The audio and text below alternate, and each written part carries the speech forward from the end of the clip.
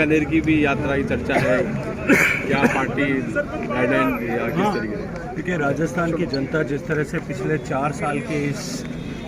कांग्रेस के शासनकाल में जी अपने साथ में धोखा हुआ हो, ऐसा सर्व समाज महसूस करता है।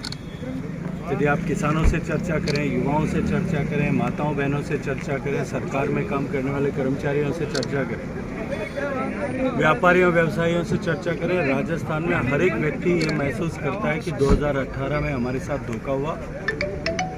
हमारे साथ में ठगी हुई है। और इस चीज़ के चलते राजस्थान की जनता ने पूरी तरह से कांग्रेस को उखाड़ फेंकने का मानस बनाया जी। भारतीय जनता पार्टी लगातार 5 साल तक समाज में, समाज के विषयों के साथ में जुड़ करके काम करने वाली पार्टी है। हम केवल चुनाव की मशीन नहीं, हम सब ने देखा होगा कोरोना के समय में जब सारी दुनिया की पॉलिटिकल पार्टियां और भारत की पॉलिटिकल पार्टी के कार्यकर्ता हाइबरनेशन में थे, सुसुप्तावस्था में थे,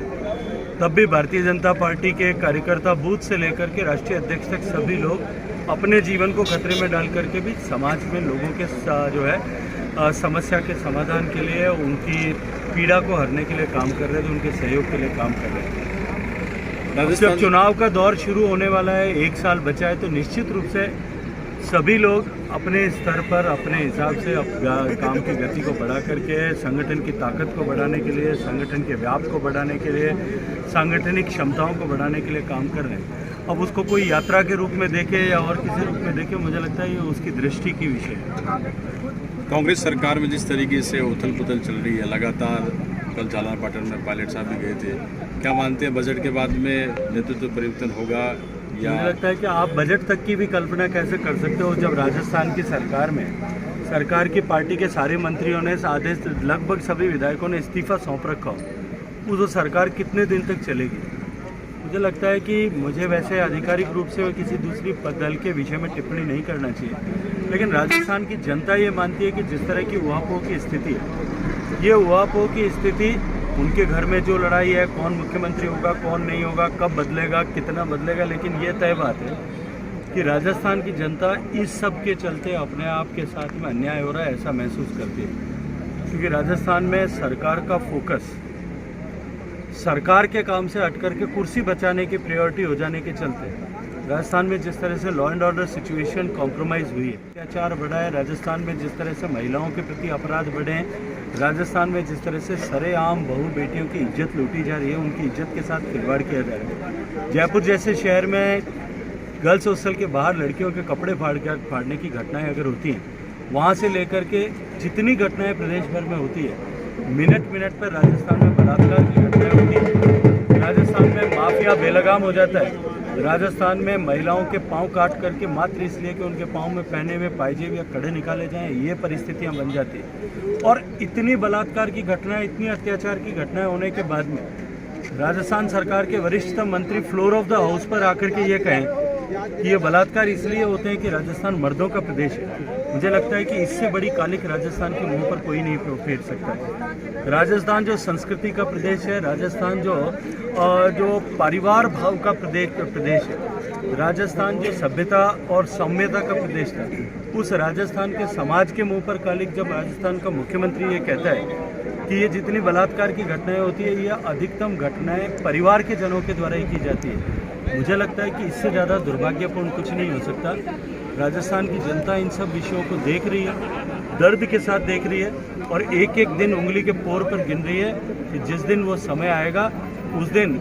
अभी क्या होगा क्या नहीं होगा ये तो भविष्य के गर्भ में पता लगेगा, लेकिन 2023 में जब चुनाव होगा तो मुझे लगता है कि उनको अपने विधायकों की संख्या समेटने के लिए एक छोटी मोटी गाड़ी से ज़्यादा जरूरत नहीं पड़ेगी। एक अंतिम सवाल, जोधपुर से झुंझुनू की आज ट्रेन की शुरुआत, आपका आगमन हुआ है ऐसे दिन पे झुंझुनू वासियों को? मुझे पिछले कई दिनों से शेखावाटी से मारवाड़ को कनेक्ट करने के लिए, क्योंकि सभी के रिश्ते नाते वहाँ हैं, ये बड़ी मांग थी, मैं कई दिन से इसके लिए प्रयास कर रहा था और हम सभी लोग मिलकर के इसके लिए प्रयास कर रहे थे। झुंझुनू के सांसद, सीकर के सांसद, नागौर के सांसद, हम सब लोग मिलकर के प्रयास कर रहे थे। मैं अभिनंदन करना चाहता हूँ रेल मंत्री जी का कि उन्होंने हम सब की इस मांग को स्वीकार किया है और ये जो मारवाड़ और शेखावाटी के बीच का जो पुराना, सदियों पुराना संबंध है, और मुझे स्मरण है, मैं क्योंकि इसी क्षेत्र से आता हूँ और जोधपुर में रहने के कारण से मैंने बचपन में जो पहले यहाँ इस रूट पर रेल चलती थी उनकी उपयोगिता उपादेयता को महसूस किया है, मुझे लगता है कि ये बहुत बड़ी सौगात है। धन्यवाद।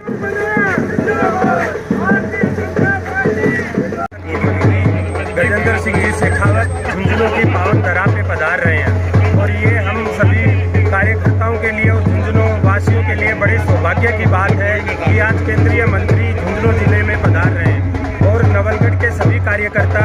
सांसद महोदय, विधायक महोदय सभी आज हम यहाँ नवलगढ़ की पावन धरा पे उनका भव्य स्वागत करेंगे। आगे उनका प्रोग्राम शहीद सम्मान समारोह है दीनवा मंडावा के अंदर, गुड्डा गोड़जी में उनका प्रोग्राम है। सारे कार्यकर्ता और पूरा काफिला उनके साथ रहेगा। और बहुत बड़ी पार्टी है, उसमें सबका सम्मान है और आज सब देवभूमि है और देवभूमि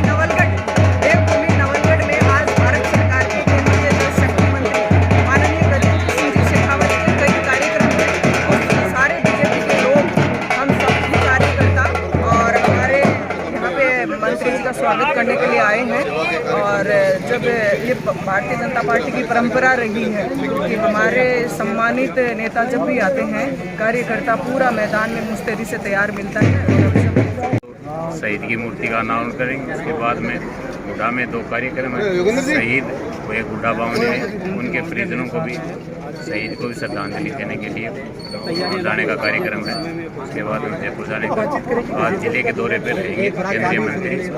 और अच्छी बात है जिससे कि आगे केंद्र में जल शक्ति मंत्री हैं कि राजस्थान में जो दिक्कत आ रही है प्रोजेक्ट के लिए, उसके लिए भी वो इस बात के लिए बताएंगे क्यों दिक्कत आ रही है। तो राजस्थान को पानी में जो इतना प्रतिशत बजट होने के बाद भी नहीं मिल रहा है, इन सब बातों के लिए चर्चा करेंगे और सभी कार्यकर्ताओं से मिलने का कार्यक्रम